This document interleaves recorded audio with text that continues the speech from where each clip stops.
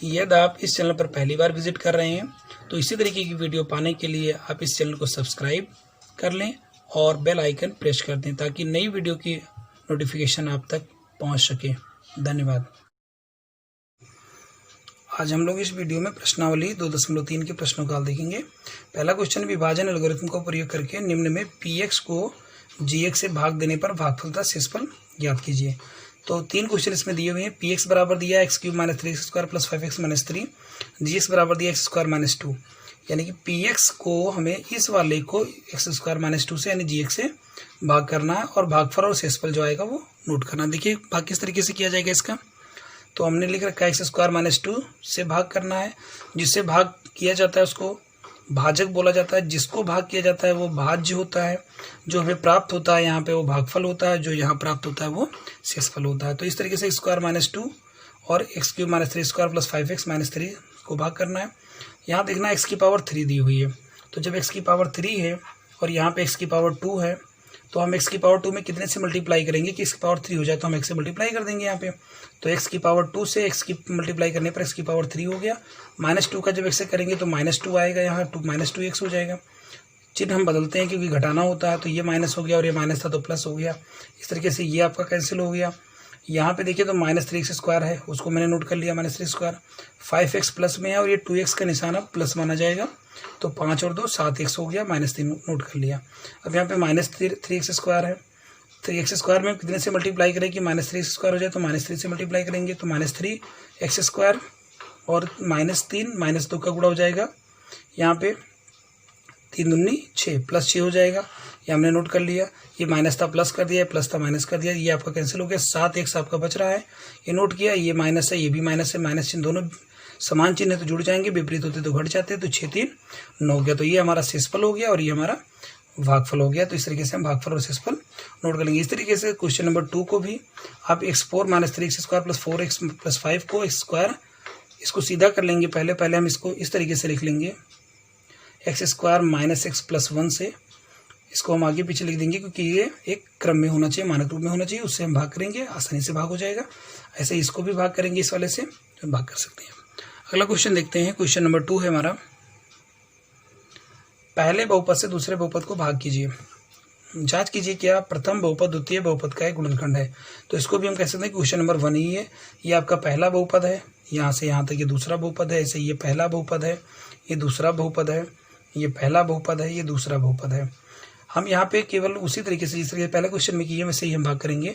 तो पहले क्वेश्चन को हम ले लेते हैं, t² - 3 से 2t⁴ + 3t⁴ - 2t⁴ - 9t - 12 इसको हम भाग करने जा रहे हैं। तो t⁴ में हम कितने से मल्टीप्लाई करेंगे, 2t⁴ हो जाए तो 2 से मल्टीप्लाई करेंगे, t⁴ से करेंगे तो 2t² से करेंगे तो t⁴ यहाँ पे 4 हो जाएगा और 2 आ जाएगा, माइनस कर लेंगे। अच्छा -3 को जब 2t² से करेंगे तो -6t² हो जाएगा, ये आपका माइनस होगा, ये कैंसिल हो जाएगा। यहाँ माइनस है तो प्लस होगा। 3t³ ये हम नोट कर लेंगे। यहाँ पे देखिए आप ये माइनस में है और ये प्लस में हो गया, तो माइनस विपरीत निशान हुआ, घट जाएगा। तो 6t² - 2t² यानी कि 4t² बचा। इसमें से जो प्लस है प्लस नोट करेंगे, -9t नोट कर लिया, -12 नोट कर लिया। अब यहाँ पे t² है और यहाँ पर 3t³ है, तो t² में अगर हम 3t से मल्टीप्लाई करेंगे तो 3t³ हो जाएगा, तो 3t में जाएगा। 3t का t² से करेंगे तो 3t³ हो जाएगा और यहाँ पे 3t को -3 से करेंगे तो 3 3 9 -9t होगा। ये माइनस में और ये माइनस है तो प्लस में, ये आपका कैंसिल हो जाएगा। 4t² माइनस यहाँ पे 90 माइनस में है, 90 प्लस में है तो ये कैंसिल हो गया, -12 आ गया। अब यहाँ पे देखिए तो 4t² है, 4t² यानी t² में कितने से मल्टीप्लाई करेंगे 4t² को, तो 4 से करेंगे। तो 4 का t² से 4t² और 4 3 12 -12 हो गया, तो ये भी माइनस और ये माइनस था तो प्लस हो गया, तो ये भी कैंसिल, ये भी कैंसिल, आपका शेषफल 0 आ गया। इस तरीके से जिस तरीके से पहले क्वेश्चन सॉल्व किया गया था उसी तरीके से भाग कर लेंगे। तो भाजक हमारा ये था, भागफल ये भाज्य ये था, भागफल ये है, शेषफल 0 है। तो यहाँ पे हमें देखना कि शेषफल अगर 0 आता है, क्योंकि यहाँ पे शेषफल 0 है, अतः प्रथम बहुपद यानी ये बहुपद जो है इस बहुपद का द्वितीय बहुपद का गुणनखंड है। अगर यहाँ पे 0 के अलावा कोई दूसरी संख्या मिलती, कुछ भी मिलता दूसरा 0 के अतिरिक्त, तो हम लिखते शेषफल 0 नहीं है, तब प्रथम बहुपद द्वितीय बहुपद का गुणनखंड नहीं हो सकती। इसी तरीके से इससे इस वाले को भाग करके भी देख सकते हैं, शेषफल 0 आने पर गुणनखंड होगा, शेषफल 0 नहीं आएगा तो गुणनखंड नहीं होगा। प्रश्न नंबर 3, 3x की power 4 plus 6x cube minus 2x square minus 10x minus 5 के अन्य सभी शून्य ज्ञात कीजिए। यदि इसके दो शून्य रूट 5/3 और माइनस रूट 5/3 है, यानी आप देख रहे हैं कि इसमें 4 घात का ये बहुपद है, 4 घातीय बहुपद है, तो इसके 4 शून्य होने चाहिए। 2 शून्य दिए हुए हैं, इसका मतलब हमें 2 शून्य और ज्ञात करनी है। तो दिए गए 2 शून्य जो थे वो हमने नोट कर लिया। अब इन 2 शून्यों की सहायता से द्विघात बहुपद निकालेंगे, जिस तरीके से हम पिछले चैप्टर में कर चुके हैं, पिछले प्रश्नावली में। तो एक्स स्क्वायर माइनस शून्यों का योग इंटू एक्स प्लस शून्यों का गुणनफल। एक्स स्क्वायर माइनस शून्यों का जो योग, 2 शून्य जो दिए हैं उनको हमने लिखा प्लस, यहाँ माइनस में दिया तो माइनस लिख करके एक्स लिख दिया, प्लस दोनों शून्य का हमने गुणा किया यहाँ। तो ये आपका प्लस में है और ये प्लस माइनस माइनस हो जाएगा, तो ये दोनों कैंसिल हो जाएंगे, यानी कि 0 आ जाएगा। और यहाँ पे रूट 5/3 और माइनस रूट 5/3 का जब गुणा करेंगे तो रूट आपका हट जाएगा, क्योंकि रूट ये और गुणे रूट ये आपका ए हो जाता है। माइनस आ गया, minus 5/3 x square minus 5/3 x square minus 5/3, तिरछा गुणा करके 3x स्क्वायर माइनस 5/3 हो जाएगा। इस तरीके से यहाँ अगर हम देखें तो हमें एक बहुपद, द्विघाती बहुपद मिल गया 3x स्क्वायर माइनस 5, एक कांस्टेंट है, इससे कोई मतलब नहीं है। तो px जो हमारा 4 घातीय बहुपद दिया था वो मैंने लिखा। प्राप्त द्विघात बहुपद जो मुझे मिला है 3 स्क्वायर माइनस 5, इस 3 को हम छोड़ सकते हैं, 3 स्क्वायर माइनस 5 हो गया। अब चूंकि इसके इसी का यानी ये 4 घातीय बहुपद है, इसके शून्यक है, तो इससे हमें 2 घातीय बहुपद प्राप्त किया 3 स्क्वायर माइनस 5। अब 3 स्क्वायर माइनस 5 से जब हम इसको भाग करेंगे, इस वाले को 4 घातीय बहुपद को, तो हमें फिर द्विघातीय बहुपद मिलेगा। भाग आप देख सकते हैं किस तरीके से भाग हुआ है, वीडियो को पॉज करके भाग आप कर लेंगे। तो इसको भाग करने पर हमें मिला x square plus 2x plus 1 मिला हुआ है। इस तरीके से हम देखें यहाँ पे, तो हमने 4 घातीय बहुपद लिखा, जो हमने द्विघातीय बहुपद प्राप्त किया था वो, और ये दोनों ये जो हमारा भागफल आया था वो, इसमें शेषफल जो होगा वो शून्य ही आएगा, क्योंकि वो उसका एक गुणनखंड होगा।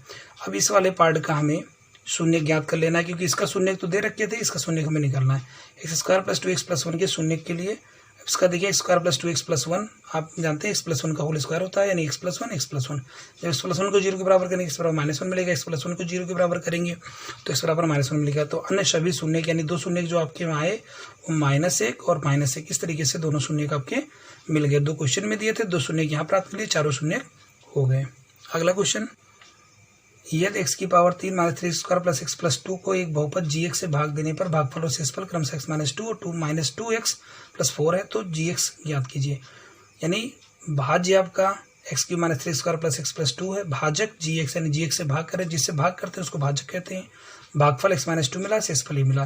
तो विभाजन एल्गोरिथम प्रमेय से आप जानते हैं कि भाज्य बराबर भाजक गुणे भागफल धन शेषफल होता है।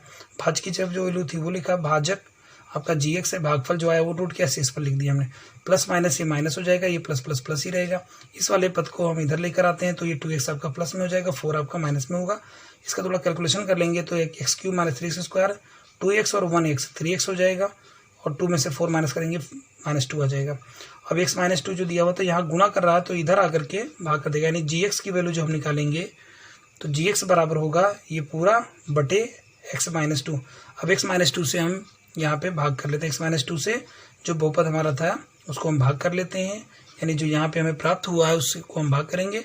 भाग करने पर हमें x square minus x plus 1 मिलेगा, शेषफल इसमें शून्य होगा, क्योंकि वो इसका यहाँ पे शेषफल दिया हुआ था -2x प्लस 4, वो घटा के तब ये लिखा गया, इसलिए शेषफल शून्य आएगा।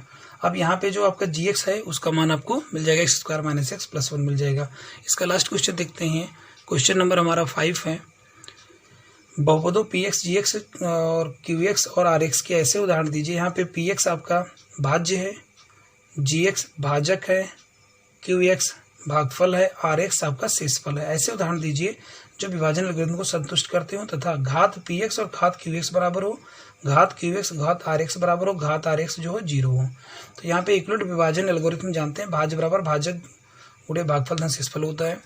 तो भाज्य px हो गया, भाजक आपका qx हो गया, भागफल qx हो गया, gx था ये qx हो गया, और शेषफल आपका rx हो गया। यहाँ पे जो qx है वो आपका, जो gx होगा वो आपका 0 नहीं होगा, यानी जो जिससे भाग किया जाता है, क्योंकि 0 से किसी भी संख्या को भाग नहीं कर सकते हैं, तो gx are not equal to 0। अब देखिए घात px और घात qx होना चाहिए, यानी कि px और qx इसकी घात बराबर होनी चाहिए, तभी संभव है जब gx जो आपका है वो अचर पद होगा, यानी गिनती होगी तब।